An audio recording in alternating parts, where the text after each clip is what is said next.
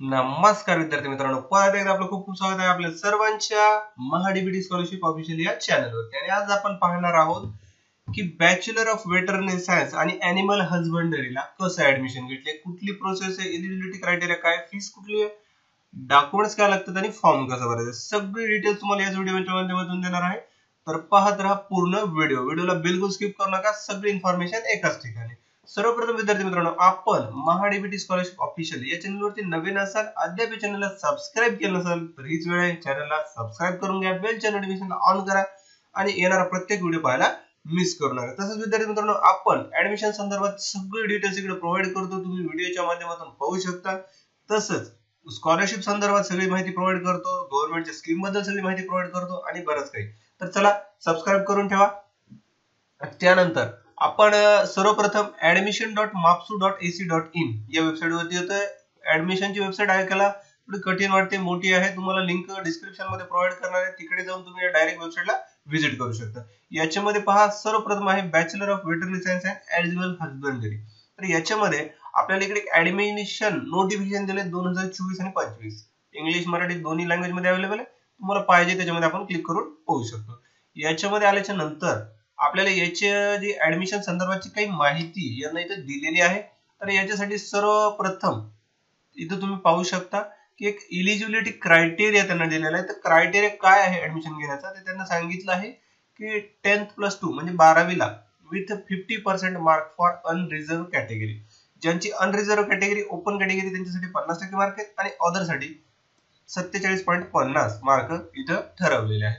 त्याच्यामध्ये physics, chemistry, biology विषय असणं गरजेचं आहे किंवा बायोटेक्नॉलॉजी आणि इंग्लिश हे घेतलेला पाहिजे.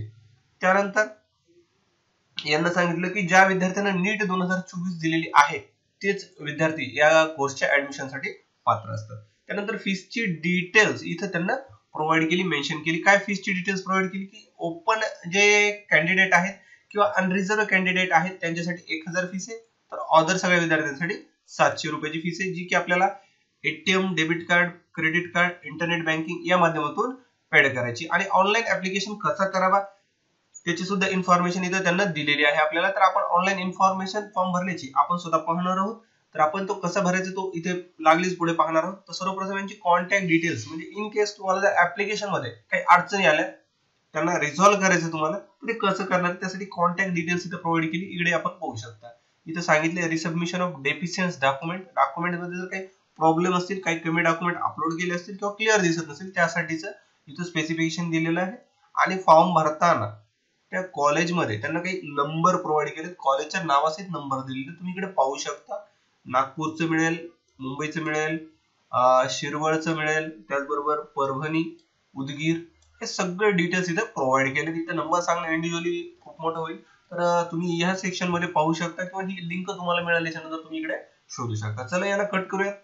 सर्वप्रथम इथं पहा, इथे एक त्याने ऑप्शन दिलेलं आहे चेकलिस्ट फॉर डॉक्युमेंट्स, म्हणजे या फॉर्म भरताना कुठले डॉक्युमेंट लागणार. चला पाहूया. याच्यामध्ये आल्याच्या नंतर आपण याला थोडंसं झूम करून घेऊयात. यांना सांगितलंय लिस्ट, त्याच्यामध्ये मार्कशीट सांगितलंय 12वीचं, ते आपल्याकडे असतं. नीटचं मार्कशीट मिळेल, टीसी, त्याच्यानंतर domicile state board mark certificate म्हणजे 10वीची सनद, कास्ट सर्टिफिकेट, ज्याचं कास्ट असेल त्याला व्हॅलिडिटी द्या, व्हॅलिडिटी नसेल तुम्ही व्हॅलिडिटीला ऑनलाईन केल्याची पावती पण मिळून ती देऊ शकता. नॉन क्रिमिनल द्यायचं आहे तुम्हाला. त्याचबरोबर फ्रीडम फायटर म्हणजे कोणी स्वतंत्र सैनिक असेल, डिफेन्स कॅटेगरी मध्ये येत असेल, हँडिकॅप असेल किंवा प्रकल्पग्रस्त असेल तर ते द्यायचे. हा, ऍग्रिकल्चरिस्ट सर्टिफिकेट. ऍग्रिकल्चरिस्ट सर्टिफिकेट हे शेतीशी निगडित असतं. तुमच्याकडे जर शेती असेल तर तुम्ही हे सर्टिफिकेट काढून तहसील मध्ये इकडे देऊ शकता. आता हे सर्टिफिकेट कसं काढायचं, ऍग्रिकल्चरिस्ट किंवा शेतकरी प्रमाणपत्र कसं काढायचं हे जर तुम्हाला माहित नसेल तर आपण त्याच्या ऑलरेडी एक व्हिडिओ बनवून ठेवला. इकडे आय बटनाच्या लिंकवर जाऊन तुम्ही हा व्हिडिओ पाहू शकता आणि तो तुम्ही स्वतः बनवू शकता. अदरवाईज तुम्ही आपले सरकार केंद्र किंवा सेतू सुविधा केंद्राला जाऊन पण हे सर्टिफिकेट बनवू शकता. ज्याच्याकडे ईडब्ल्यूएस असेल त्याने ईडब्ल्यूएस द्या. आता ऑर्फन सर्टिफिकेट, आता इथे वेगवेगळ्या प्रकारच्या कॅटेगरीत की जे तुमच्याकडे जे इलिजिबल कॅटेगरी आहे ते तुम्ही देऊ शकता. जसं की मायग्रंट आहे, नो ऑब्जेक्शन सर्टिफिकेट आहे. तर याच्यामध्ये पाहून तुम्ही देऊ शकता. त्यांना आपल्याला इंग्लिश आणि मराठी या दोन्ही पर्यायामध्ये हे सगळे सर्टिफिकेट सांगितलेले आहेत. ही पण तुम्हाला लिंक तिथं मिळणारच आहे ऑलरेडी, तर तुम्ही पाहू शकता. वेल, चला आता आपण याच्यामध्ये प्रॉस्पेक्ट्स पाहिले, त्यानंतर फीस पाहिली, त्यानंतर डॉक्युमेंट्स पाहिले. आता ऑनलाईन ऍप्लिकेशन कसं करायचं, चला विदाउट वेळ वाया घालवता चालू करा. न्यू युजरला क्लिक करायचंय. याच्यामध्ये जर तुम्ही ऑलरेडी रजिस्ट्रेशन केलं असेल तर रजिस्टर युजर मध्ये जा, अदरवाईज न्यू युजर मध्ये जा. आता न्यू युजर मध्ये आल्याच्या नंतर इकडे एक पॉपअप मेसेज आलेला आहे, आपण याला इकडे ओके बटन दाबूया. तर इथं त्यांना बेसिक क्रायटेरिया सांगितलं, पहा कुठलं ब्राउझर वापरायचे, काय स्पेसिफिकेशन दिले. मी तुम्हाला रेकमेंड करेन क्रोमचं लेटेस्ट व्हर्जन यूज करायचा कुठल्याही फॉर्मसाठी. ओके, ओके बटनाला क्लिक करा. इकडे पाहिलंय अप्लाइंग अंडर कोटा. आता कोटा कुठला आहे, हा कोटा खूप महत्वाचा आहे, लक्षात घ्या. याच्यामध्ये सांगितले जम्मू काश्मीर मधील असेल ते निवडा, गोवा असेल गोवा निवडा, NRI निवडा, जे तुमचा कोटा आहे तो निवडा. अदरवाईज प्लेन लोकांसाठी महाराष्ट्र स्टेट हा दिलेला आहे, इकडे तुम्ही निवडू शकता. आता त्यानंतर इकडे काही बेसिक डिटेल्स आपल्याला फिल करायचे. याच्यामध्ये पहा नेम ऑफ द कॅन्डिडेट. आता इकडे एक नेम टाकायचे. मी एक जनरल नेम टाकतोय, डमी नेम टाकतोय, हे कोणाचंही नाव नाहीये. त्याच्यानंतर इथं सरनेम विचारलेला आहे. आता मी सरनेम जसं वरी पुट केलं तसंच टाकतोय. त्याच्यानंतर आता इथं विचारलंय पॅटर्नल ग्रँडफादर नेम, मॅन्डेटरी नाहीये, अवेलेबल असेल तुम्ही टाकू शकता. Mother surname maternal. आता आईचं माहेरकडचं जे नाव आहे ते आपल्याला इकडे एंटर करायचे, आडनाव. तर चला एंटर करा आईचं नाव. डेट ऑफ बर्थ, आपली डेट ऑफ बर्थ निवडा. एक जनरल डेट ऑफ बर्थ मी इकडून निवडतोय. तुम्ही तुमची जी डेट ऑफ बर्थ असेल ती केअरफुली निवडू शकता. त्यानंतर मेल फिमेल जेंडर, त्यानंतर रेसिडेन्शियल ऍड्रेस. आता हा पत्ता मी माझा जिकडे राहतो तिकडच टाकतोय.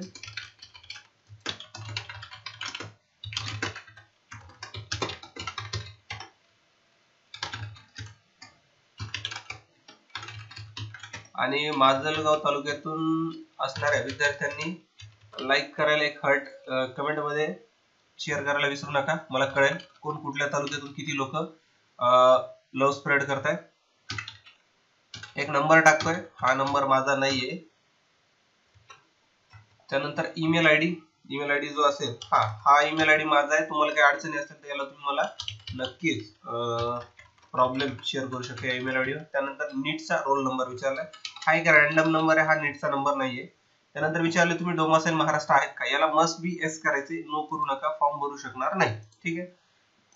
त्यानंतर आहे तुमची कास्ट. आता कास्ट पहा, जर मी SC निवडली तर इथं पहा फीस मध्ये चेंजेस झाले, 700 रुपये झाले. अगोदर मी इथं जेव्हा अनरिझर्व निवडतोय त्यावेळेस 1000 रुपये होती. ST साठी वेगळी, VJNT साठी वेगळी, NT, बाकी प्रत्येक कॅटेगरीसाठी वेगवेगळ्या फीस इथं अवेलेबल आहेत. तर तुमची जी कॅटेगरी असेल ती निवडा. मी OBC कुणबी मराठा असल्यामुळे मी OBC कॅटेगरी निवडतो. त्यानंतर आय अग्री, आणि जे आपल्याला पेमेंट करायचे तो मोड इकडे निवडायचा आहे आणि सेव्ह अँड पे या बटनाला क्लिक करायचे. तर अशा पद्धतीने पूर्ण ऍप्लिकेशन फॉर BVSC चा किंवा बॅचलर ऑफ वेटरनरी सायन्स आणि अॅन्युअल हजबंडरी असा भरायचा होता, आपण तो पाहिलेला आहे. याच्यामध्ये तुम्हाला काही अडचणी असतील नक्कीच मला कमेंट करा. तुम्ही कुठल्या जिल्ह्यातून व्हिडिओ पाहतात ते पण मला कमेंट करून सांगायला विसरू नका. आणि सगळ्यात महत्त्वाचं विद्यार्थी मित्रांनो, की हा व्हिडिओ जास्तीत जास्त विद्यार्थी मित्रांपर्यंत शेअर करा, म्हणजे त्यांनाही फॉर्म भरताना जी अडचण येणार आहे ती या व्हिडिओच्या माध्यमातून सॉल्व्ह होईल, त्यांना पण अडचण येणार नाही. एक लाईक करा, एक कमेंट करा आणि व्हिडिओला शेअर करा. नेहमीप्रमाणे हा व्हिडिओ पाहून घेतल्याच्या नंतर आणखी नवीन व्हिडिओसाठी चॅनल सबस्क्राईब पण करा. तुमचा मौल्यवान वेळ दिल्याबद्दल धन्यवाद मित्रांनो. भेटूयात नवीन एका व्हिडिओ.